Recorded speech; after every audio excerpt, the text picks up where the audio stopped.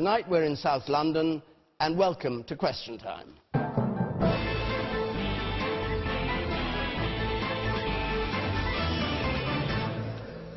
And welcome to you at home, welcome to our audience for the first programme of the new year. They're going to be asking the questions. Our panel here, of course, don't know what's going to be put to them. They are the Liberal Democrat Home Office Minister, Norman Baker, Labour's Shadow Business Secretary, Chuka Umunna, the Conservative Backbench MP, Nadine Dorries, the Deputy Leader of UKIP, Paul Nuttall, and the Mirror journalist and blogger known as Fleet Street Fox, Susie Boniface.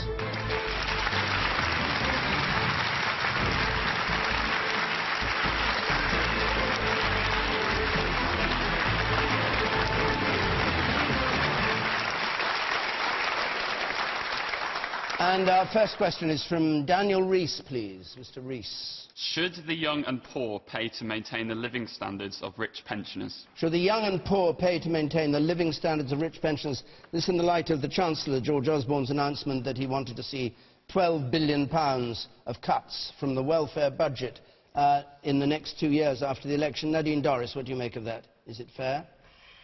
I kind of knew you were going to come to me first on that one. OK, well, this is not a policy which is set in stone. It wasn't a policy announcement. It was simply announcing a direction of travel that we're going to be going on over the next, after the next general election. Sorry, what is a direction of travel when in a speech he says he wants £12 million of further welfare cuts in the next 2 years? After the next election. Yes. And he's indicating that the bad times are not over. We're still in a position where we're going to have to make more cuts, and they're going to be, and it's, you know, the good days are not here yet. But does he mean it when he says £12 billion of further welfare cuts? Does he mean that or not? It couldn't have been misspeaking, surely. No, he does mean it, but I have to make a confession here.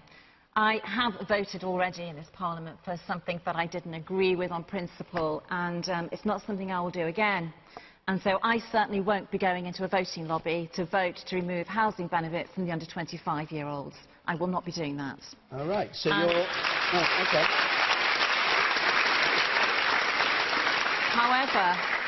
However, having said that, savings do have to be made. And I think that what we need to do is look at expand, and we do have to all be in this together, and the cuts do have to come from a wider perspective. I don't think it's right that we have pensioners who are, some very wealthy, who are still in receipt of various benefits. And I think what we need to do, I think, you know, people who live in, I'm actually a supporter to a degree of the mansion tax. I think we need to look at other ways of making the savings and other areas they can come from. I'm not sure we can continue to ring-fence some of the big budgets, which actually means that there are very few areas where the Chancellor can go to make savings, and so it tends to target the young, and it appears to be targeting the younger people and welfare. Welfare is the right way to go. We were spending too much on welfare, but I'm not a supporter of some of the announcements that have been made. But I do think that we need to look at other areas we can go to, and the savings still have to be there. Well, we invited you here, I thought, as a vague supporter of the government, but clearly you're not. I am a supporter of the government. George Osborne has already lost one vote.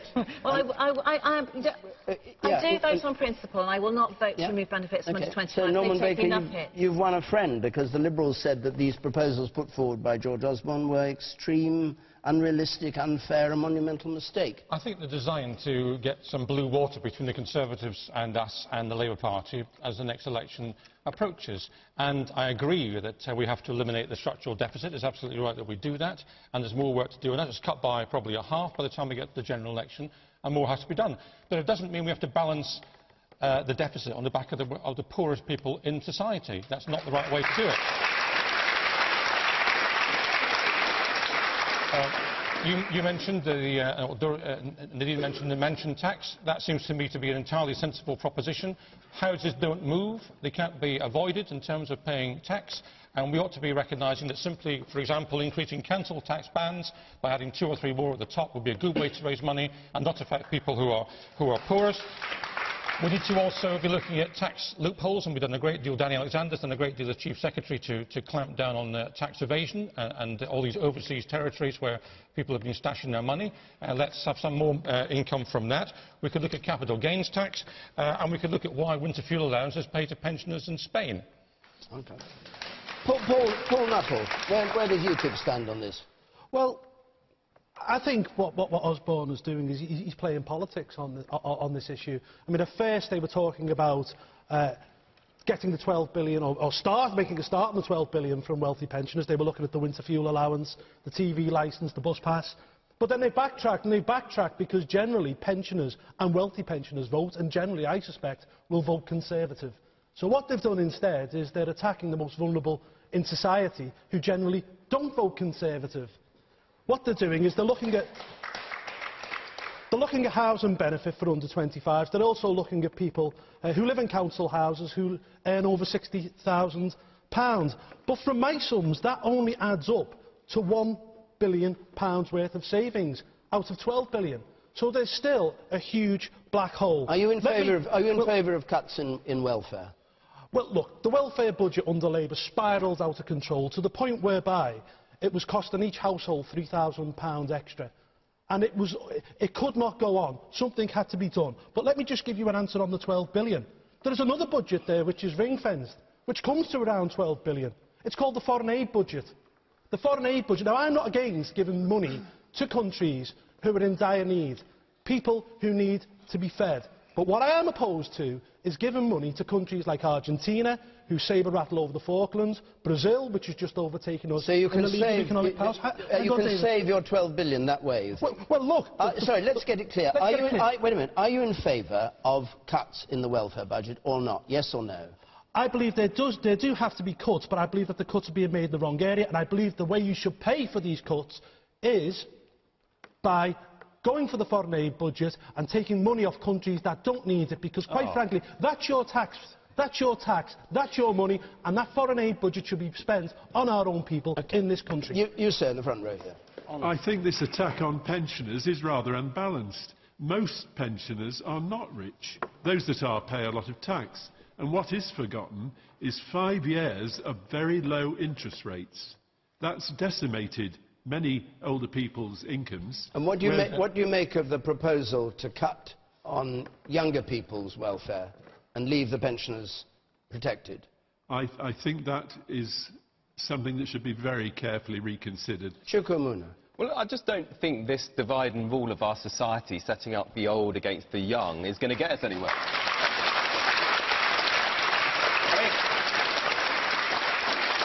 Think about it. I mean, the pensioners that we're talking about, we say that they don't care whether their grandchildren get jobs or if they are in work, that they can earn more. This cost of living crisis, which is affecting everybody in the country, is something that needs to be dealt with. We've got people earning on average about £1,600 less than they were when the government came to office. And honestly, Norman, for you to be sitting on this panel and talking about the need for fairness when you voted through the bedroom tax is beyond me. But look, the way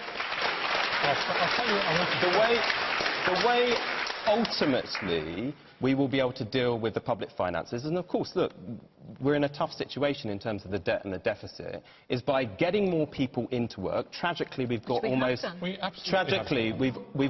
1 million young people out of work, and for those in work, we need to ensure that their money goes further. At the moment, at the end of the day, they are working harder than they've ever worked before, for less, and we need to deal with that. And are you in favour of any cuts in welfare? Well, look, are you in favour of any welfare cuts? We accept, if you let me finish, we accepted at the beginning of this Parliament the switch of the uprating of benefits from RPI to CPI, because we recognised that there were issues needing to be addressed in terms of our public finances. But you've got to do that in a fair way, and ultimately we've got to get... I mean, look, people are not earning enough, so we need to ensure, for example, that we enforce the national minimum wage. There are about 300,000 people who should be on that, who aren't getting that. We need to ensure that actually people are in receipt of a living wage, a wage that you can actually live off. That way...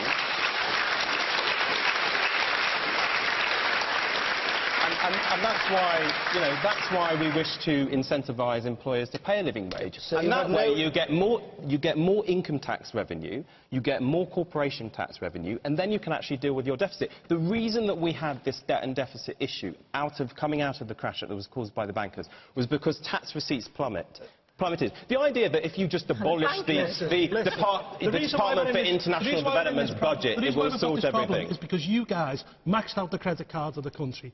That's why. With the greatest of respect, Paul, your solution to the situation we are in with public finances at the moment is just to abolish the Department for International Development and everything will be OK. Right. No, we need to get more people into work and earning more. Charity begins at home. This lady's comment here. Let me go to that gentleman there. Yeah, I think at the heart of the question is more about whether we feel those with less should shoulder the burden in times of hardship. And actually, I don't think we are all in it together. If you look over the last few years, there are people on benefits who are really, really struggling. So I think rather than maybe cutting welfare that much, we should be looking at promoting growth. And I don't mean just growth in terms of what George Osborne has been saying about we're doing great, we're coming out of the recession, because people still aren't feeling it at the bottom. It means job creation, it means opportunities, not just London-focused jobs, it means jobs everywhere. But for lots of people... All right, hold on. I'll bring you in. Susie Boniface. Daniel's original question was, should young people pay the cost while pension and age benefits are protected? And the answer is quite plainly no. But it seems to me that the other four people around this table are all operating in a state of denial. There is something we cannot argue about, which is we have more older people than we have younger people. And people, when you get to a certain age, will get pension age benefits, whether it's pensions, whether it's winter fuel allowance, whether it's bus passes, TV licence, everything else. There are not enough younger people to pay for that in the future. It is coming down the track. You cannot avoid it. It's coming. And our main parties need to find a way to address that problem. And the problem is, as Paul said, and as the gentleman here mentioned, older people vote more in greater numbers than younger people do. And they have, you know, they feel that they've paid into a system for all their lives and they think they should get something out of it towards the end. But the issue is that you didn't pay into a savings account all that time and the money's allotted for you to come and get when you're 65. It's been spent already. It's gone. So what's your proposal? Well, it's it's not me, thankfully, it has to make the decision. It's these guys here. But they have to come up with a decision about how they're going to address pension age benefits, because you cannot keep paying it to wealthy pensioners. Let her finish. I think there's no harm whatsoever in starting that debate and having a sensible debate about it and bringing in a voluntary opt-out system for some pensioners, so that if you don't want your winter fuel allowance, and if there is a sensible government campaign that says give up your 300 quid this year and it will go towards helping a single mum in your street, that kind of thing, you'll find that some people are opting out, and then it will perhaps become more palatable for some people, like this gentleman here, to agree that some benefits they can give up because they don't need them. It would be a start. Okay. Nadine. It's absolutely right that the way we assist in this is to get more people into work and more people earning. And in fact, since 2010, since the general election, 1.6 million private sector jobs have been created and been filled. Today, there are more people in work, and I queried this figure today because I found it hard to believe. There are more people in work today than there have ever been in work in this country ever. Now, that's quite a statistic and quite an achievement. 8 million of those people are women. We have 8 million women in full-time work today for the first time ever. What's the nature of that work and how much are they earning? We've got this proliferation of people on 0 hours contracts. Well, it's work they didn't have before, Chuka. It's work that wasn't there before. And Ed Miliband said, I let you finish, so please let me finish. When this government came to power in 2010, Ed Miliband said 1 million jobs would disappear. 1.6 million have been created. Ed Ball said it was a fantasy that each private sector job would replace a public sector job that had disappeared. Actually, private sector jobs have replaced public sector jobs by 4 to 1. So, you know, you really, Chuka, the propositions of your party actually don't work. Are we really saying, though, I mean, I've said it's a good thing. I believe it, of course it's a good thing that more people are in work. Of course, that's a good thing. But the question is, how ambitious are we for the country? Will any old job do, or do we actually want to see more people... Any job will do. If you've been on welfare and you've been out of work, any job will do, because you want to go out and work. I've accepted that, but what I would say is we actually want to get people earning more. If you've got a job that doesn't actually pay enough that you can live off... That's all right, you've made that point. I want to get back to the audience. The woman in pink there. We don't need cuts to pensions. We don't need cuts You're not to getting benefits. them, I they're being have a very, protected. very simple solution. £70 billion a year is lost to the Treasury in tax evasion, and a further £25 billion in tax avoidance.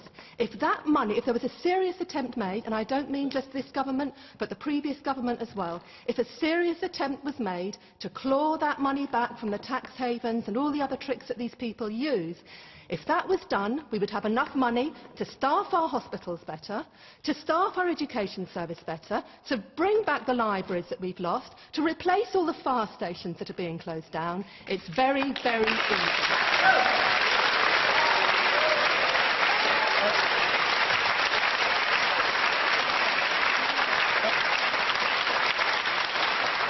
A serious attempt has been made and is being made and is bringing us a significant income from that particular stream. We've invested well over £1 billion on dealing with tax avoidance, and for every pound we've spent, we've got £9 back. So that is actually working. It's a top priority for my colleags. HMRC has cut the number of tax inspectors. No, well, that's the figures. We're putting in, I don't know about tax inspectors, but in terms of tax avoidance and tax evasion, particularly in overseas deposits, we're actually getting £9 in for every £1. How much have you got in so far? Because she's saying you get 100 billion if you play your cards right. Well, I'm not quite sure 100 billion, but we've got billions back so far. About, I think from memory, about 10 billion. 93 billion, I think. But can I make the point earlier on about income tax as well? Because Chuka was talking about helping, as I was, about helping the poorest in society. The reality is, under Labour, of course, we saw the abolition of the 10p tax rate, doubling income tax for the poorest people. What we've done is raise the tax threshold to £10,000.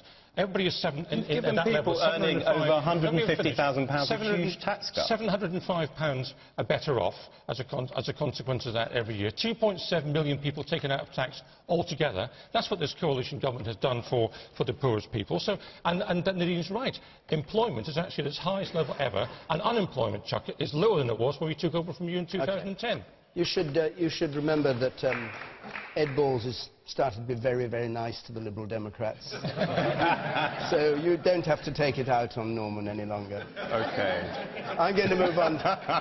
I'm going to move on to another question. As always, you can join in this debate, of course, from home, by text or by Twitter. Our hashtag is BBCQT, as you probably know. You can follow us at BBC Question Time. You can text comments to 83981. The red button will tell you what other viewers are saying. Let's have a question, please, from Michelle Noesier. When is it ever right to shoot someone who hasn't been unarmed?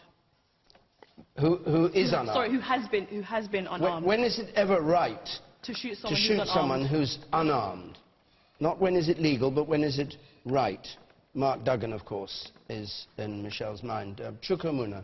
But, Michelle, I'll come to your question, but I think the first thing I'd just like to say about this is your heart just goes out to the family here. Before we even answer your question, you know, we've got a family that's lost a brother, a son, above all a parent, and his children are quite young. I lost a parent when I was pretty young, and it's tough. And this has happened under the glare of the media. But on your question, which of course goes to the verdict, the inquest verdict, to many people, many won't really understand how it can be that a man can be shot who's unarmed, and that is a lawful killing.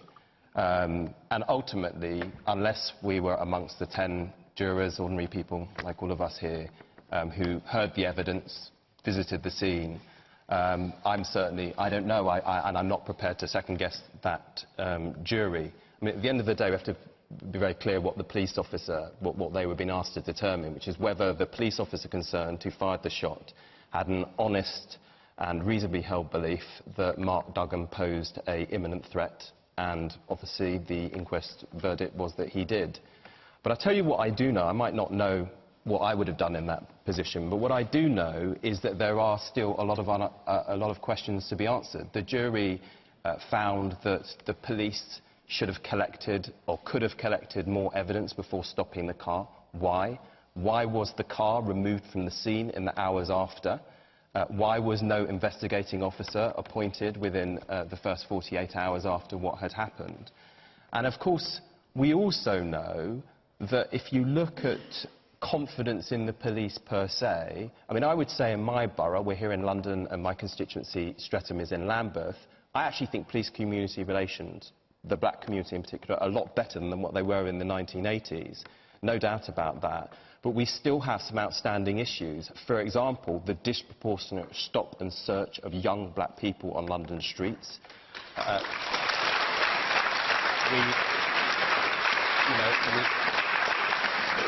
We have a situation where there are too many deaths in custody of black people, and people wonder why.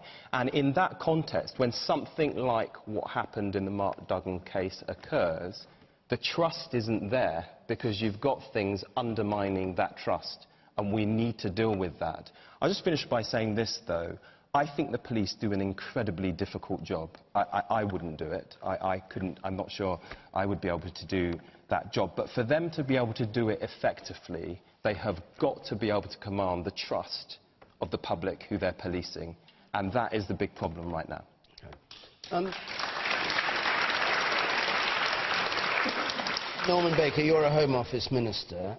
Do you agree with Chuka that there are many questions that remain unanswered about the way the police handle this whole? Yes, I mean, I think the analysis there was pretty accurate. The reality is that we have had a jury verdict. We have to respect juries. It's an essential part of our legal system. They did sit for 3 months and I think interviewed or heard 93 witnesses as part of that process. So they reached a conclusion after due consideration, but there were indeed elements of the police activity that were brought into question. Of course, it's not finished here because the Independent Police Complaints Commission is undertaking further investigations into this matter. We're looking as a government to strengthen the IPCC anyway, and we're also bringing in a code of conduct ethics for all police officers. The stop and search powers that Chuka referred to, we already started a review of those last year. And we're taking that very seriously. It's important we have policing by consent in this country. And whenever we have a serious incident like this, it's important it's properly looked into from all aspects to try to minimise any problems in the past, in the future. You, sir. The Metropolitan Police Commissioner today suggested that armed response units should wear video surveillance. Yes. Does the panel think that this would actually increase trust in the police? What do you think? Yes. What do you think? I think it's done elsewhere in the world, and to good effect. It produces a real-time evidence stream. It also, I think, would have been very reassuring to the family of Mark Duggan. Paul Nuttall.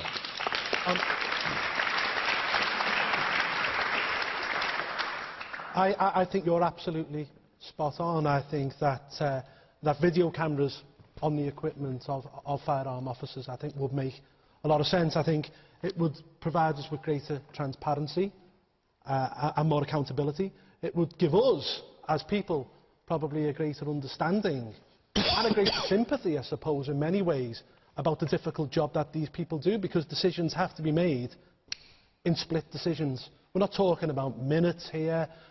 We're talking literally seconds. You know, it works for the armed forces. We had the prosecution which came off the back of the murder in Afghanistan, where that type of equipment was used. So I think it makes perfect sense to incorporate into firearm services here in this country. Michelle's question wasn't whether it was legal, but whether it was right, ever, to shoot someone who's unarmed. Well, I think... Slightly different question. Well, I think the officer involved obviously thought that his or others' lives were in danger, and the jury have supported that version. And look, you know, the jury have looked at this for 3 months. They've interviewed 93 people. You know, this has been they've had a real in-depth look at this. And, you know, let's not forget, these are 10 people who were chosen randomly, performing a civic duty. And I'm sorry, I don't think it helps when politicians come out. I think it's irresponsible, actually, when they try to question the decision that the jury have come to. I must say that the family coming out this morning as well and calling for calm, you know, you've got to give them respect for that, absolutely. Okay. And I like the noises... I like the noises which have come out of the Metropolitan Police today, and the fact that the Commissioner has gone to Tottenham to meet community leaders. Let's just hope for calm, and let's hope things work out and people can move forward. Okay. You, sir. Yeah, I think we've got to be considering the question of trust here. We've talked about that, but we're talking about what happened in the moment. But what happened afterwards was that the police briefed the media. They didn't brief the family. They didn't go and see the family. They went and spoke to the media, and they briefed against Mark Duggan without going to see his family. Now that's the real issue of trust here, and I think that's something we've all got to consider. Well, that was actually, the Independent Police Complaints Authority misbriefed what had actually happened as The well. woman in the second row from the back. There. Yes. Sadly, this case is just one in a long line, whether it was Ian Tomlinson, Stephen Lawrence, even Andrew Mitchell, where the police have not only had serious failings, but also nothing seems to have changed. And how do we really make the police more accountable in these cases? Susan Boniface.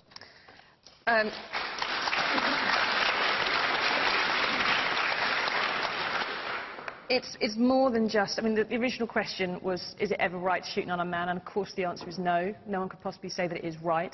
I think part of the problem is this use of the word lawful in the jury's verdict. And in everyday use of that word means that it will be OK with us. The definition in terms of that inquest is slightly different, and it's got a different definition. It doesn't necessarily mean what we would take it to mean in everyday speech. So that's part of the reason there's been some confusion and upset at the end of what comes out as a lawful verdict. But it's also the fact that any of us in that situation, with the information that police officer had at that time, with your finger on the trigger, how many of us may also have pulled the trigger? The issue was that the intelligence he was given at that time, and the jury found unanimously, 10 to 0, that he did not have the right information when he was put in that position. Now, we ask people to do very horrible jobs for us in the police force on a regular basis and to go and shoot people sometimes, and I'm sure, I don't know who he is and I don't want to make assumptions, but I presume he spends a lot of time worrying about that decision that he made and thinking over and over and over and over. And if he had the right decision and had the right information, he would have perhaps done differently. And added to which, it wasn't just misbriefing that the IPCC gave to journalists after the event. They told journalists that Duggan had been engaged in a shootout and he was shot in reaction. Yeah. And when they knew that was wrong, they did not tell the journalists. They allowed that story to continue. That's more than wrong and unethical. It's just appalling. And the police didn't even go and see Duggan's mum for about 4 weeks after her son had been killed. She was getting information from the TV news. That's what causes distrust and riots and problems. Everyone can understand that. OK. All right, Susie, thank you. The man up there, you, sir. Why is there this unquestioning belief in juries? Not many other countries use the same system as us. We have to look into this as well. Would you have rather a judge made that decision? I think we need to look at it. I've spoken to people who have been in juries, and they say decisions are made on purely illogical information. OK. And the man there in the check shirt, you, sir. Yeah, perhaps, because from what it seems, is there any strong evidence linking Mark Duggan to actually having possession of the firearm? And from what it seems, if I was in a situation where I shot somebody in self-defense, but there was no evidence to show that they were going to shoot me, I somehow think the outcome may be different for me compared to a police officer. I think that should be questioned. All right. Nadine Dorries. I think there are a number of aspects to this case, and there's the human aspect, which is Mark and Mark's family. My own brother died at the same age as Mark, and, you know, my heart crunched every time you hear of a young man. I know the pain. I can understand, you know, that pain of loss of a sibling, and it's, you know, they must have been through this horrific process of waiting for the trial and all the misinformation and being briefed against. Must have just compounded insult upon injury and made their grief so much more intense. And then there's the other side of the case about what actually happened. My understanding is the police had intelligence that Mark was collecting a gun. They followed the car. The gun was in the car. Mark left the car with the gun in his hand. He lifted the gun. We know now to throw it. If you're the policeman who's facing him, when Mark lifts his hand with that gun, how do you know he's going to throw it? How do you know he isn't going to aim at you? And I would just ask the question, what was Mark doing with a gun in his hand? Where was he going with that gun? What was he going to do with it? And I think if you carry a gun in London, you take a risk. And I think it was an appalling situation. I am really glad to hear that the police are now going to wear cameras so that every single second of what happens, because, you know, 53 people were killed by guns in London over the last 3 years, I think it is, and 3 police shots have been fired. So, you know, just putting that in context, The police are keeping us safe. 53 people were killed with guns. It seems to be a growing problem, and I think it's one that we need to look carefully at, because the police are dealing with a very difficult situation, which is a rise in gun crime. And I think cameras on their uniforms is a very good way about making this problem doesn't happen again. I'll take one more point from you, sir. If you both want to speak, so you, sir, first, and then I'll go to the lady behind you, and then we must move on. I think a lot of the problems with the inherent distrust between the members of the community and the police probably has to do with a still very short underrepresentation of the black and ethnic minority community amongst the police, especially amongst the senior ranks, who have to make operational, strategic and, you know, absolutely right. All decisions that they have to make. Okay. And the lady behind you, just briefly, if you would. I think what's concerning is that we now know he didn't have a gun, and he was shot unarmed and killed, and then you compare it to what happened in Greenwich, where the two guys were brandishing weapons, and the police maimed them. So people are now wondering, he didn't have a gun, why not? Why was he killed? He could have been maimed. All right. Maiming is usually by accident. With police marksmen, they tend to fire at the body mass because it's the only way to guarantee you're definitely getting a shot. And he did have the gun through it. All right. Before he was hit with the bullet. So but there's also a narrative growing that it's all right to have shot Mark Duggan because he was a bit of a wrong-un, and that's not okay. The fact that he may have had a gun in the car, the fact he may have thrown a gun, does not make it all right to shoot him after he has dropped the gun. You know, it's obviously wrong. It has to be wrong. Okay. I'm going to move on to another question. All the reports were saying that he was shooting. People don't trust the information when it comes to police shooting someone dead. Let's go on to another question. Nikolai Ratsu, please. Nikolai Ratsu. Now that the tidal wave of Romanian and Bulgarian immigrants has failed to materialize, will the racist rhetoric now subside, and will Romanians and Bulgarians once more feel welcome in this country? The wave of Romanian...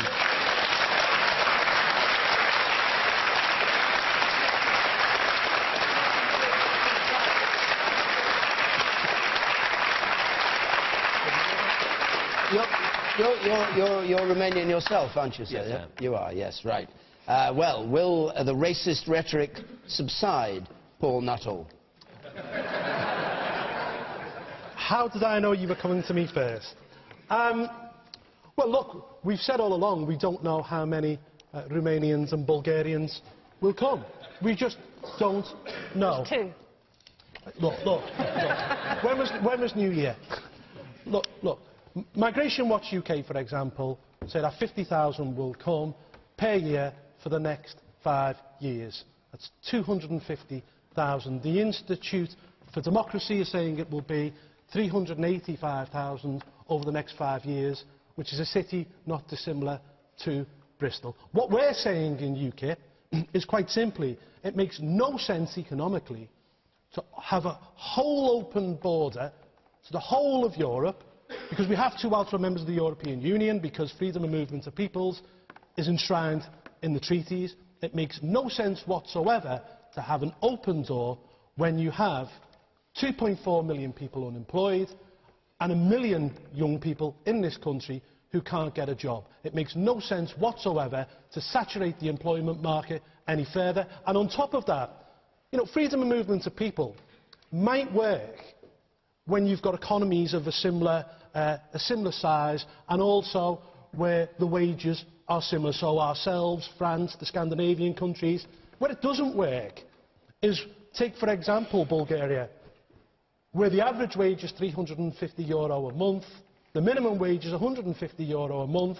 Look, the traffic will only be one way. And quite frankly, we don't think we can cope. And what we'd like to see is a points-based system in this country, where if you've got the skills that this country needs, yes, please come here and work, but it makes no economic sense to have an open door whilst we have 1 million of our own young people unemployed.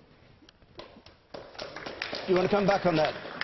Yes, there have been any number of surveys done which have proved that actually immigration is of a positive economic benefit to this nation.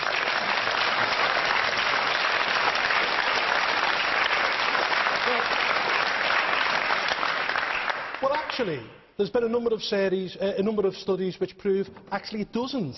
And I know Nigel Farage made the point the other day, and I concur. You know, if it means that we're a little less poorer, I would like to see us control our own borders, because if we carry on the way we're going, the population of this country will be 88 million by 2060, and quite frankly, I think we're pretty full already. Susie Boniface. You're full of something. Jolly funny. The question about whether the racist rhetoric will end is plainly no, because it's going to carry on. What was racist about that? I'm going to tell you if you'll let me finish. I'm descended from migrants twice over, Danish and Irish, both of whom have been treated reasonably good and bad in this country, and both of whom were hard-working. One worked in the army, another worked as a housemaid for, 20 hours a day for very little money. Both of whom came and had their families here and produced and were part of Britain. If you want to send me back where I go, figure out cut me in the middle. I didn't say that. But if you're talking about, we've got a migration issue in this country. We've always had open doors. People can come and go. That's what's made Britain great over the years. That's what we are. And in fact, most migrants in this country at the moment, 40,000 or so, I think, last year, came from China.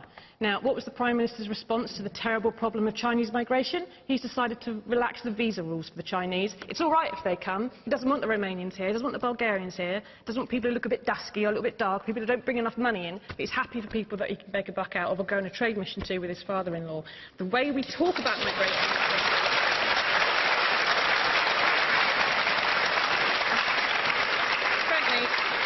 I find the way we have discussed the migration issue utterly appalling, completely disgusting, obnoxious, offensive and very un-British, and I'd like it to just try and change and grow up and be sensible.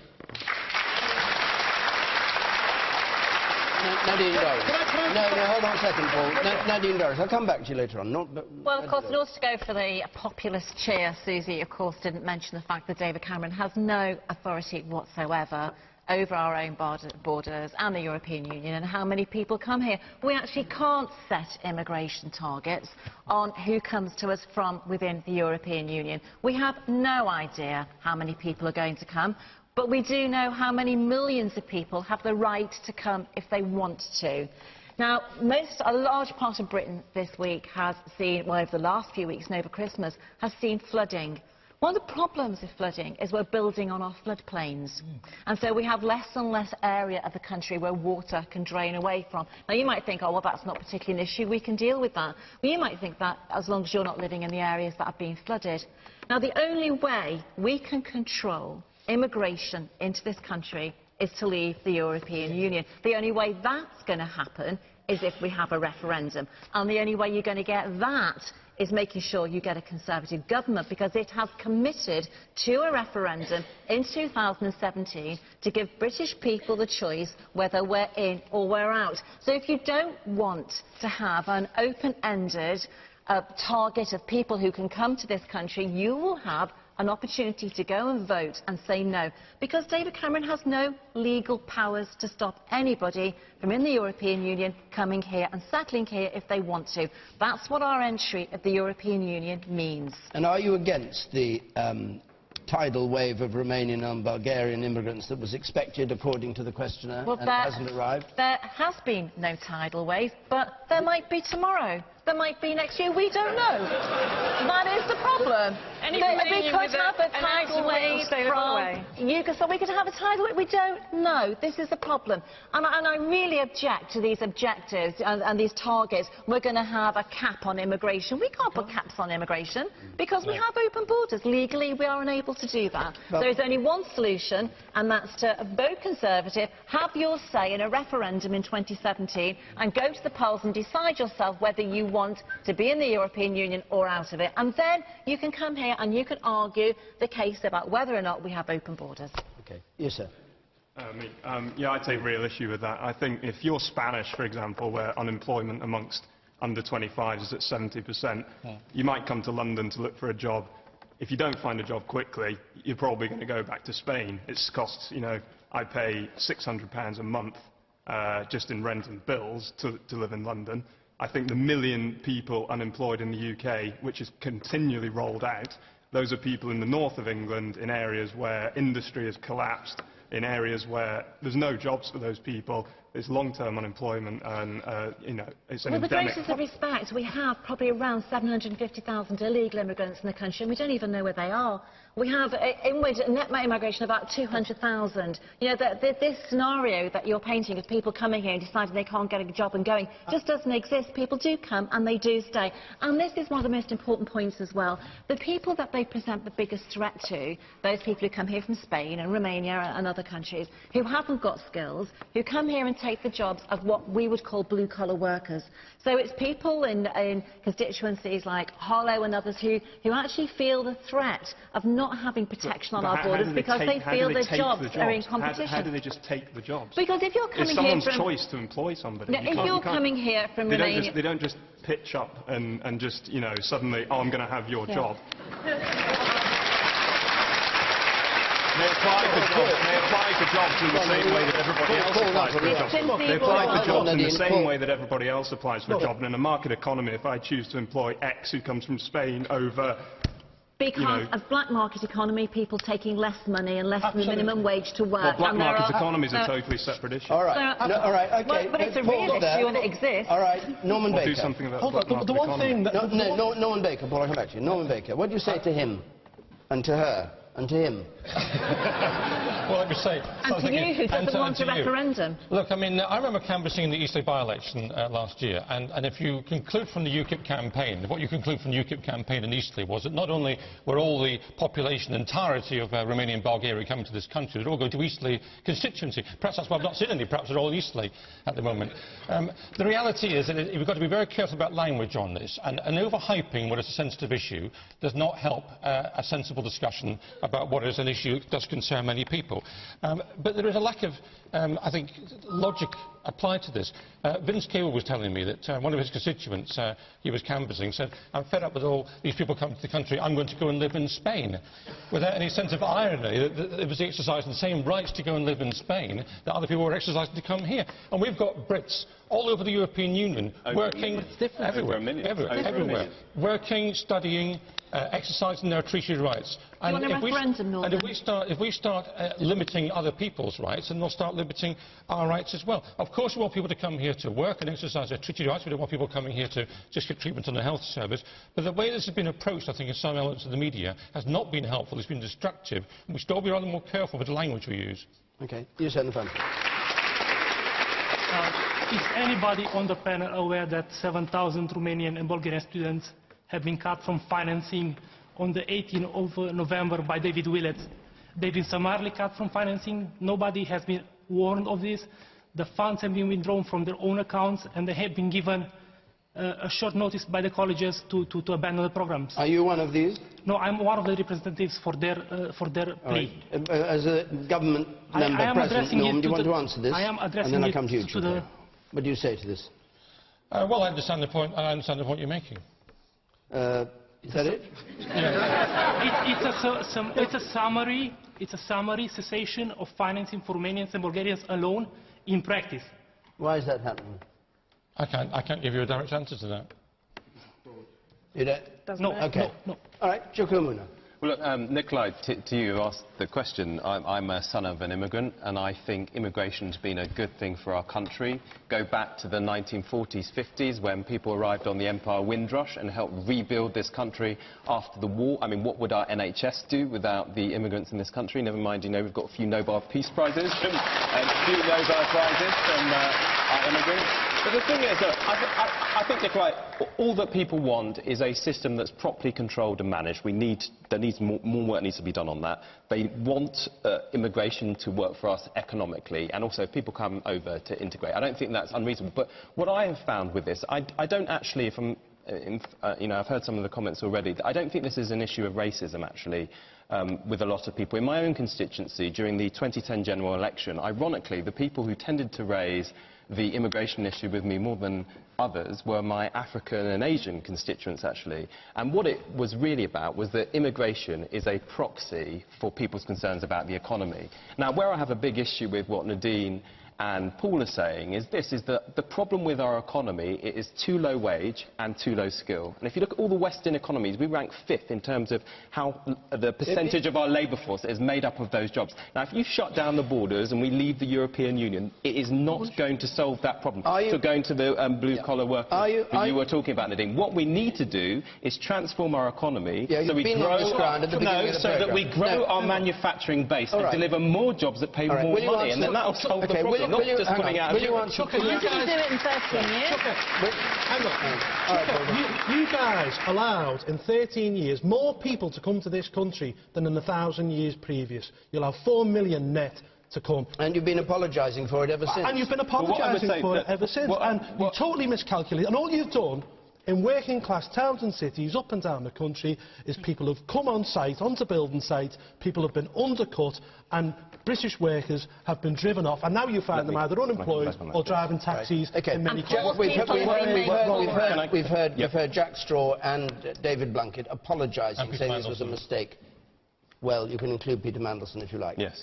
And you don't apologise for it? You think Labour's made no mistake? No, I certainly wouldn't say that. I think in terms of the transitional controls in respect of the countries that joined the European Union in 2004, we made a mistake in not applying the maximum transition controls. But what I would say to Paul is, look, the way you help people is ensuring you properly enforce the minimum wage, you get living wages, you grow our economy. I see absolutely no suggestions whatsoever coming from your party that will help the community that you're talking about. You don't do it by saturating the job market even further. And that's what's happening. But what you need to do is actually transform the job market. You've got nothing to offer in that direction at all. What do you have to... Hold on a second. Hold on. What do you have as Labour to say to the 77% of people in this country? You'll have seen the statistic, according to the British Social Attitudes, who want to see immigration cut. What is Labour's answer to that?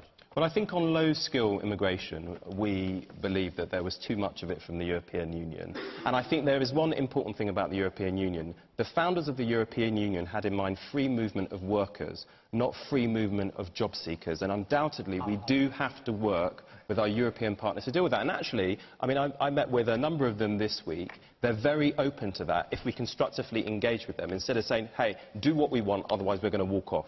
What is free movement of workers, not of job seekers? You can't go and look for a job. Well, look... You can No. The point is, if you come over... This is a radical reform of the EU treaty coming along. No, it's not. Look, the difference is, what people intended when they built the European Union in the first instance is that people who either had a job or had the skills to get a job would move around the European Union. The problem that we've had at the moment is that you had, during our time in office, and this is where we did make a mistake, you had high-skilled people coming from other countries to do low-skilled jobs here. That's where we've said that we should have, that there was too much.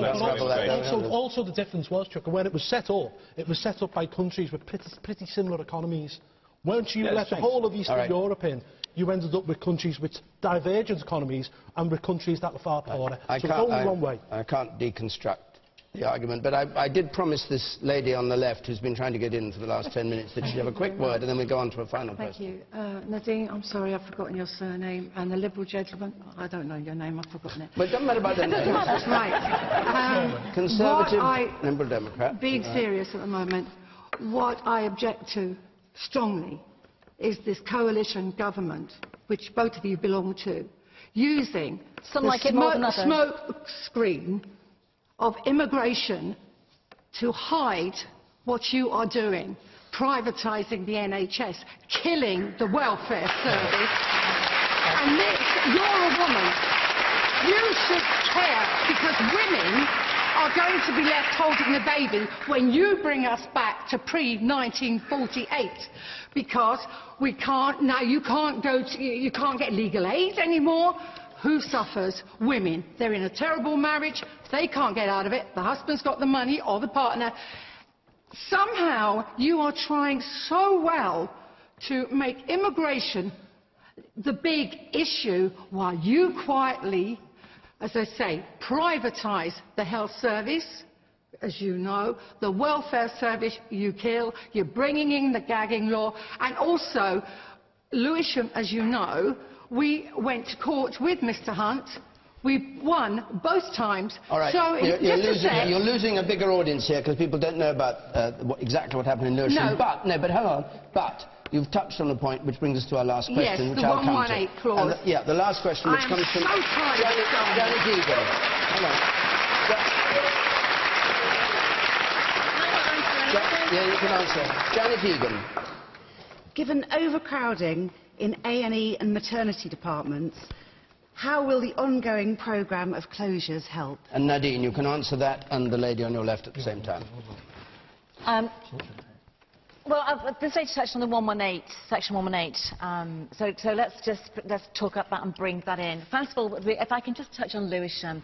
Section 118... You'll have to explain what Section 118 is. OK. I'd rather you did. There was an issue in Lewisham where Lewisham A&E was under threat. In fact, it was last time I was here on Question Time. Yeah, it was. The reason why it was under threat was because under, I'm sorry, Chuka, but under your government previously, a PFI contract was set up, which meant the hospital had to pay £1 million a week in debt interest payments. And so there was a threat to the hospital. Section 118 has been brought in to enable an administration organisation, which again was brought under the last government, to look at the most effective way, using experts made up of both doctors and clinical staff and accountants, to speedily deal with the issues surrounding those hospitals. Because the reason why the word speedily is used is because people who use hospitals are patients and are ill, and people's lives are important. And so when a hospital is failing, as we've seen with a number of hospitals, that something has to happen quickly. Now, for anybody who thinks, and I've seen some of the propaganda, that Section 118 will be used when it goes through on Lewisham, it will not. Lewisham is absolutely protected, and I've had confirmation of that from the Department of Health this afternoon. All right. It will not apply to Lewisham. OK, so if anybody's worried about that, all right, now come to the question. All right, now you've had your go. OK. Given the overcrowding in A&E and maternity departments, how's the ongoing programme of closures going to help? It's Norman Baker. I must just say, I still got Christmas, Norman, and A&E targets, and how well they were met. I must just say, first of all, in response to the last question, my party, Lib Dems, has not used immigration as a smokescreen for anything, and I want that on the record in this programme. Secondly, in terms of the health service, this government has guaranteed above-inflation funding for the health service through this Parliament, despite the difficult economic circumstances we find ourselves in, because of the importance of the NHS, and that's something I very strongly support. There's also been reforms. Some people haven't liked the reforms, but the reforms have led to GP local commissioning, they've led to better integration between health and social services, and they've led to more treatment locally without everybody having to go to A&E for the most minor incident, and that's got to be good as a direction of travel. So I think we've actually got quite a good story to tell. Didn't the coalition agreement say we'll stop centrally dictated closure of A&E and maternity wards? Well, I don't think we are. That wasn't that in the agreement? I don't think we are directing closures of hospitals. But they're happening. Well, they may be happening because there may be local GP commissioning, which is providing alternative means of dealing with non-acute services, which is a better solution. Okay. Paul Nuttall. Well, from what I've read, and I've briefly read up on the Lewisham situation, is that the protest group took Mr Hunt to court, and they won, and Mr Hunt appealed in October and lost, and congratulations, well done to all you guys. And also from what I've read, I mean, Lewisham wasn't failing anyway. But, however, if I can just move on quickly... You're against the NHS anyway, aren't you? No, I'm not against the NHS. I would like to see the NHS streamlined. The NHS is too big at the moment. You say I quote you, the very existence of the NHS stifles competition. Well, that's what you told them. Well, look, I genuinely believe that competition drives quality. Equally, the NHS, the cost of the NHS trebled under Labour. We're getting older, the population's going up. We're going to have a debate pretty soon in this country how we fund healthcare, because I'm telling you now, within the next 20 years, it's going to be unsustainable if we continue on the road that we're on. But when you say its very existence stifles competition, and it's, I quote you again, as long as it's the sacred cow of British politics, we need to suffer with... So what do you want for the health service? We pay for it. Well, we need to have a debate in this country how we're going to fund healthcare in the next century. I'll give you another statistic. It's stuffed with managers. For every nurse, there's 2 managers. You know, only 48% of people who work for the NHS in England aren't clinically trained. I want to see money go into nurses and doctors. I want to see red tape cut, and I basically want to see the NHS streamlined so we all get a better service. OK, Paul, thank you. The man there with spectacles on, and then I come to you. The clause 118 is extremely important. It's clause 118 of the bill going through the Lords at the moment. And what this does is the government's attempt to recover from the Lewisham defeats. Lewisham, as Nadine actually wrongly said, is a thriving, successful, solvent hospital. I didn't say it wasn't. Didn't have any solvent. financial problems. And yet this administrator from a neighbouring trust with financial issues decided to draw Lewisham into that. And what clause 118... the A&E here exactly. and give it to the other That was place, rejected by the courts. Right. But what the government's now trying to do is change the rules so any future administrator will be able to willy-nilly close other services. Let's leave section 188 and deal with the main question. I've got to say, in terms of what's happening to A&E, in fact, the health reforms more generally, Norman, I don't know how you can sit there with a straight face and say what you've just said, that you're proud of your government's record. Well, let's look at A&E. Let's look at A&E. In the last 12 months, over 1 million people have had to wait more than 4 hours to be treated in A&E. The problems we've got in an A&E are partly also triggered by the government's cuts to social care, which have meant it's been more difficult to discharge elderly patients, which has meant that there's been a backing up in the beds. There are 5,000 less nurses. The government has shut down a quarter of NHS walk-in centres. And you say you're proud of that? The statistics, are you on? The statistics for the NHS.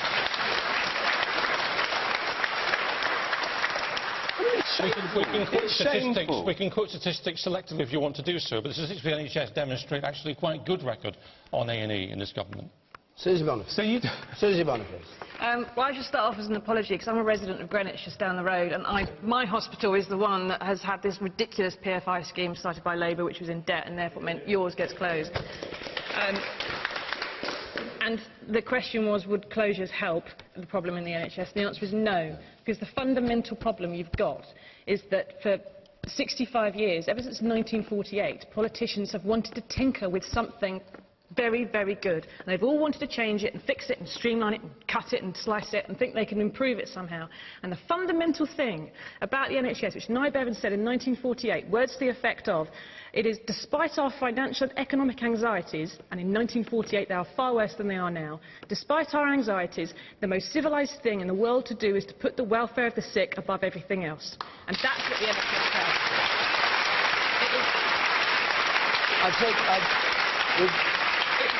We've pretty much got to stop. I'll take a point the gentleman there had his hand up there. You say yes. This has been a problem that has been ongoing for many years that nobody has addressed. In 2002, I went to the A&E. I spent more than 10 hours waiting in the A&E. I don't want to tell you the hospital where I went to. And I think someone said earlier something there. What is actually disturbing the NHS is all politicians want to kick the NHS like a football. You kick it to me, I kick it to you, and we find a goalpost, which is inaccurate. And also, someone mentioned about the managers.